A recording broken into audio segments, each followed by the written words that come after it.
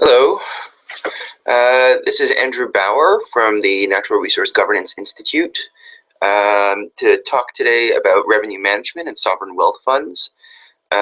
We have a single question today, and that question is, could you please give some recent examples of the setup process of natural resource funds?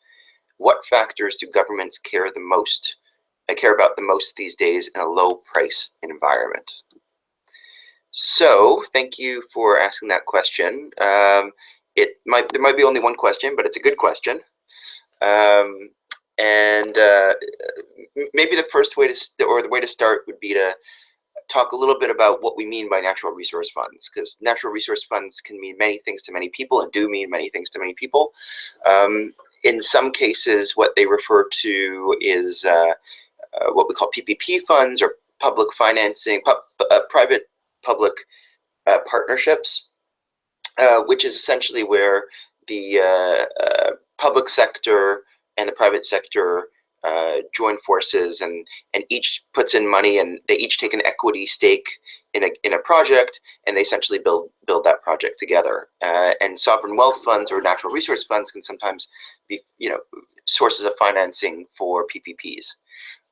In other cases, people refer to natural resource funds as giving loans to local businesses, essentially the work that development banks do in many countries. In other countries, people call natural resource funds just special funds where you put oil, gas, or mining money, and you end up spending that money on infrastructure, education, or things like that. So those are, I guess, natural resource funds. What we refer to as natural resource funds often is what we call sovereign wealth funds. Sovereign wealth funds are set up for a macroeconomic purpose. They invest mainly in foreign assets, so not necessarily only in foreign assets, but mainly in foreign assets.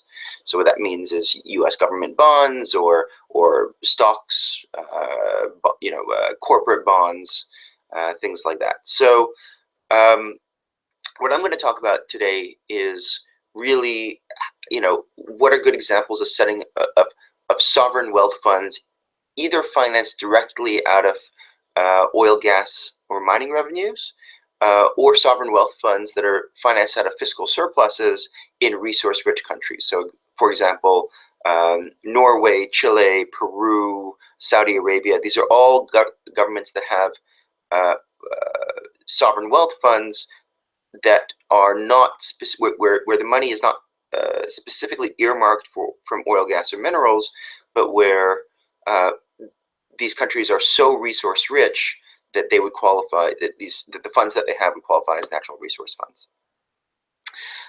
So the question is, what are some good examples of setting up these natural resource funds or sovereign wealth funds?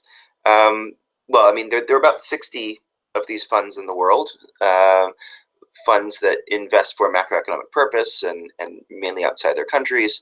The most recent ones that have been set up include the Uganda Petroleum Revenue Investment Reserve, Mongolia's Future Heritage Fund, Mexico's Fund for Stabilization and Development, which actually replaces a fund that actually still exists, another what they call stabilization fund, and of course there's the British Columbia and Northwest Territories funds in Canada, which are subnational funds but essentially act the same way as national funds.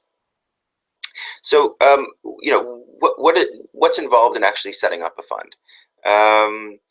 Well, the first thing is there are a number of policy options that a country needs to, or a government needs to think through before setting up the fund. And the main one is, what's the purpose? Why are we setting up this fund? Is it to stabilize the budget because we're dealing with a lot of oil, gas, or mining revenue volatility that leads to a lot of spending volatility? Is it to save for future generations? Is it to earmark revenues for specific expenditure purposes, like in Alaska? In Alaska, they use their sovereign wealth fund to finance their cash transfers to each Alaskan resident. In Texas, they use their sovereign wealth fund returns to finance the post-secondary education. So you can use these funds for specific purposes as long as the principle of the fund is relatively well protected. So you have to think through what the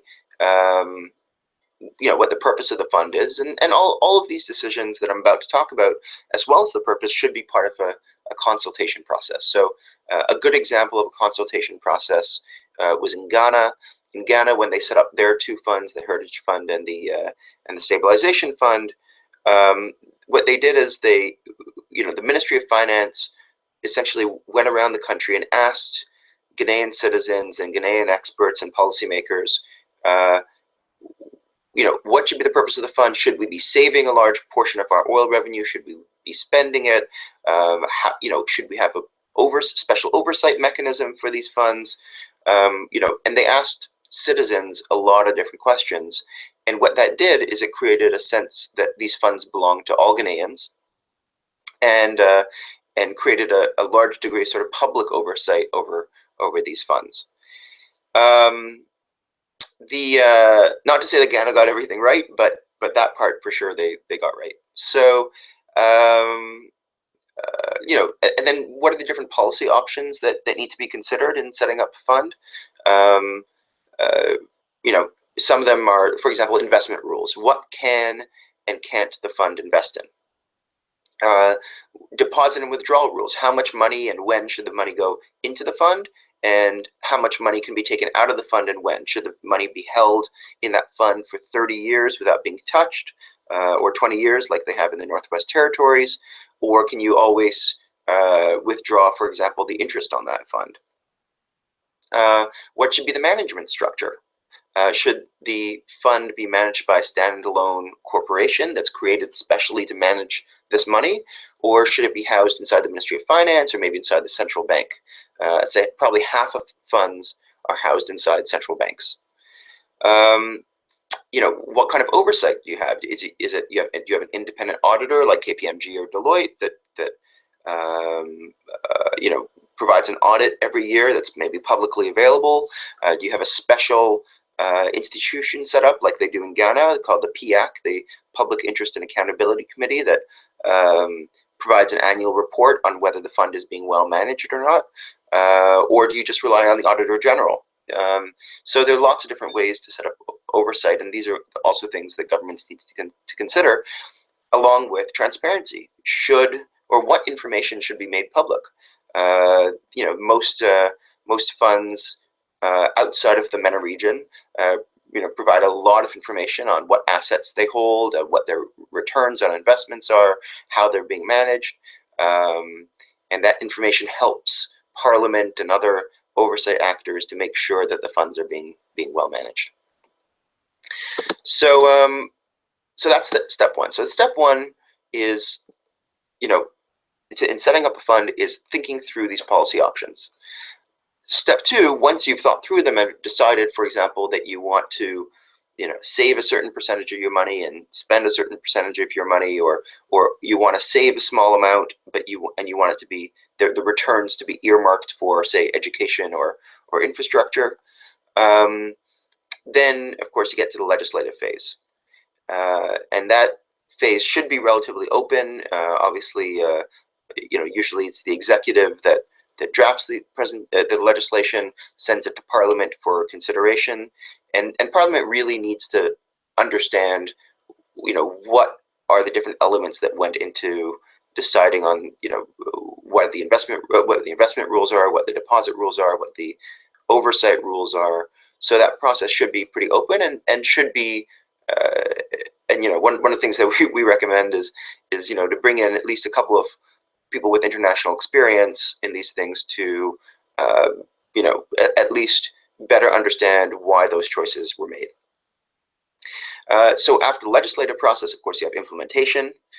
So whether you've created a standalone corporation or have the fund being housed in the central bank, you have to set up certain institutions, what we call a front, a middle, and a back office for actual trading, for reporting purposes, to do all the things that a fund, and any type of fund, even a pension fund or any type of investment fund would set up. So you have to set up that whole system, which is fairly complicated.